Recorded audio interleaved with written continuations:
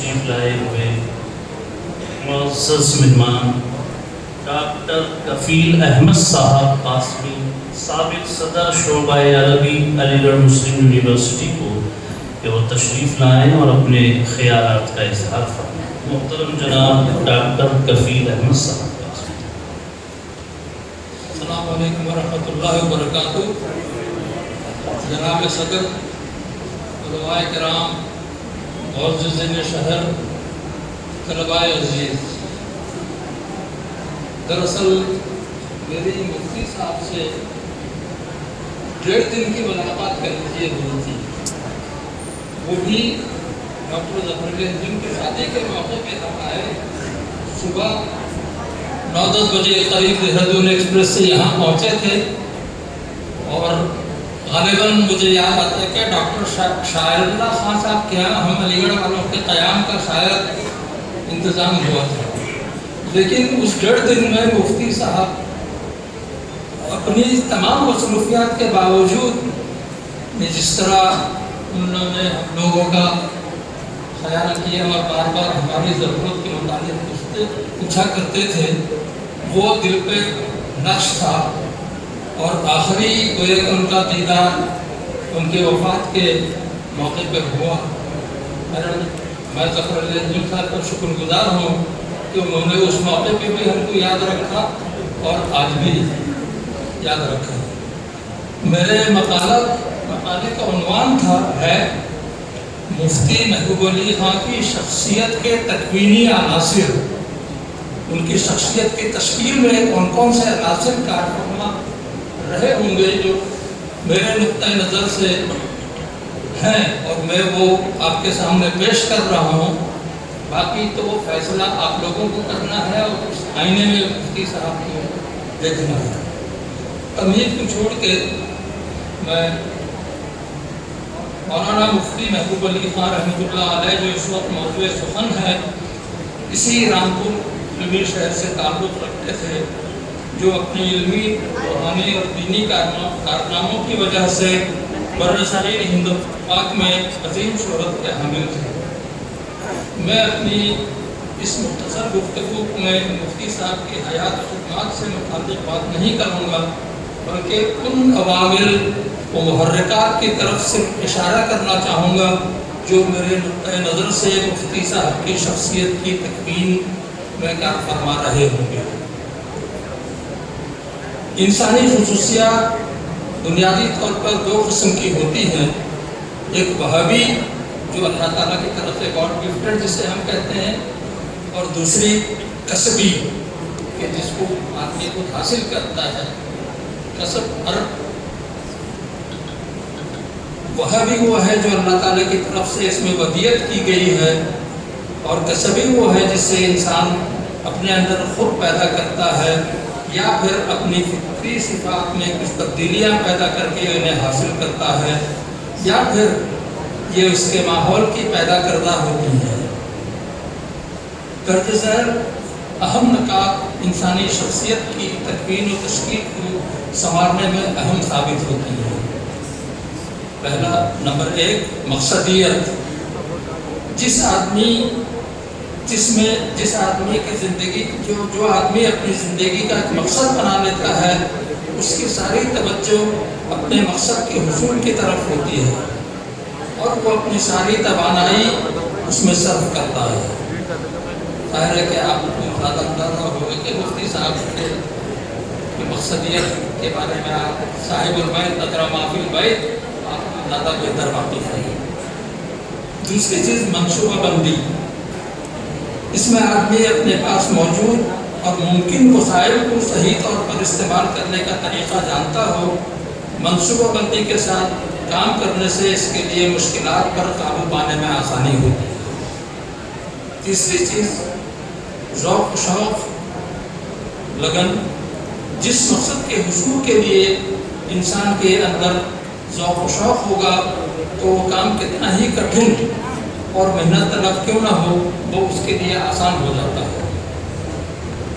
Number 4 وقت کا صحیح استعمال، جسے ہم انگریزی میں ٹائم مینجمنٹ کہتے ہیں۔ جو وقت آپ کے پاس ہے آپ اپنے مقصد کے حصول کے لیے جدوجہد میں صرف اگر کرتے ہیں تو یہی وقت کا صحیح استعمال ہے۔ امید انسان کے بنیادی جذبوں میں سب سے طاقتور جذبہ امید کا ہوتا ہے۔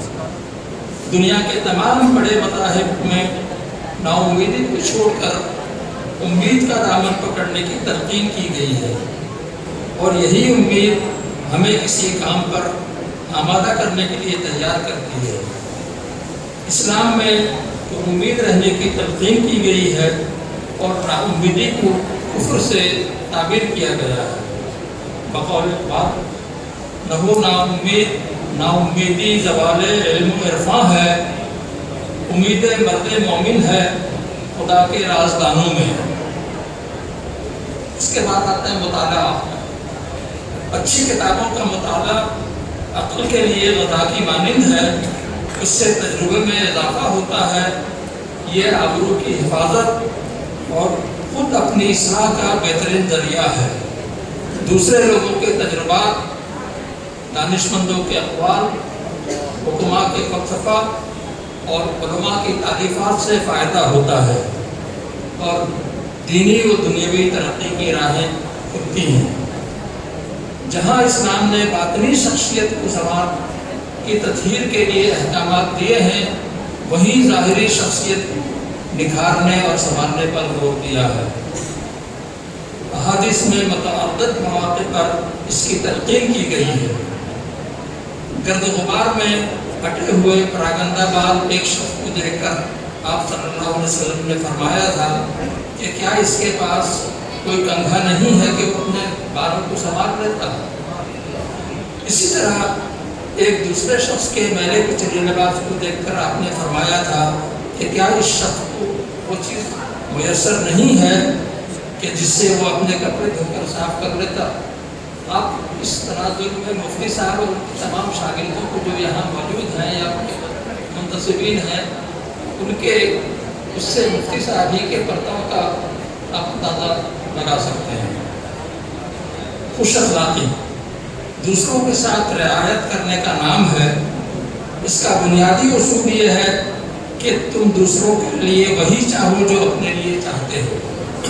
حضرت ابو ہریرہ سے روایت ہے کہ آپ نے فرمایا کہ مسلمانوں میں کامل ایمان اس کا ہے جس کے اخلاق اچھے ہوں۔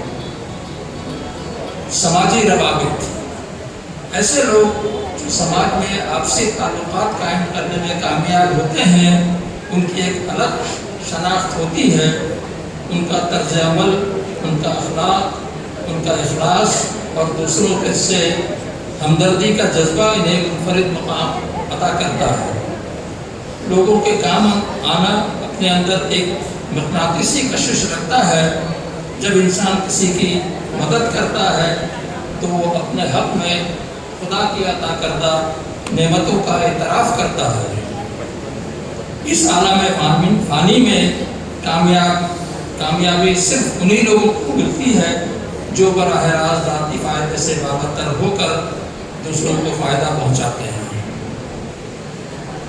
تحمل اور رواداری انسانوں میں آپسی اختلاف ہونے کو روکا نہیں جا سکتا۔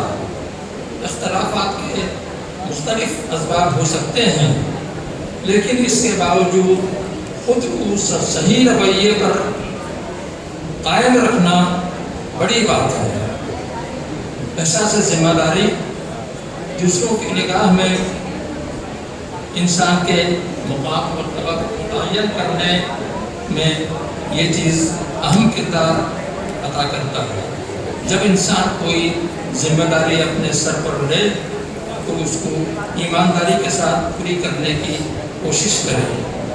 ابھی شاید مفتی صاحب کی تدریس سے متعلق بھی بتایا گیا تھا کہ چاہے سفر میں ہم کہیں سے آئے تو مجھے اس موقع پہ مفتی صاحب کے وصال کے موقع پہ آئے تھے تو ظفر علی انجم صاحب نے یہ بتایا تھا کہ امریکہ روانہ ہونے سے پہلے انہوں نے شاگردوں سے کہا تھا کہ میں فلاں دن آؤں گا اور صبح تمہارا سبق ہوگا، ناغہ مت کرنا تم۔ تو یہ ہوتی تھی احساس ذمہ داری۔ مندرجہ بالا عوامل کی روشنی میں مفتی صاحب کی خدمات کا جائزہ لیا جائے تو تو ہر اعتبار سے مفتی صاحب کی شخصیت میں اس کا عکس نمایاں طور پر نظر آتا ہے۔ جہاں وہ ایک مقتدر اور برگزیدہ عالم تھے، وہیں رامپور کے مفتی شہر اور امام جامع مسجد رہے۔ آپ کا تعلق رامپور کے جامع العلوم فرقانیہ سے رہا، جہاں طویل عرصے تک تدریسی اور فقہی خدمات انجام دی۔ اسلامی فقہ اکیڈمی کے سیمیناروں میں شریک ہو کر جدید مسائل پر اپنی آراء پیش کرتے تھے۔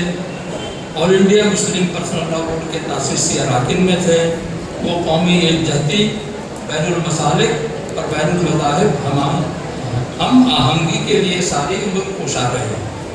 یوبی رابطہ کمیٹی کے علاوہ مختلف ملی اور ملکی تنظیموں کے فعال رکن تھے۔ ہر پلیٹ فارم پر ان کی رائے کو اہمیت دی جاتی تھی۔ تحت الرجال کے اس دور میں مفتی صاحب جیسی شخصیت کا ہم سے جدا ہو جانا ملت اسلامیہ کے لیے ایک بہت بڑا خسارہ تھا۔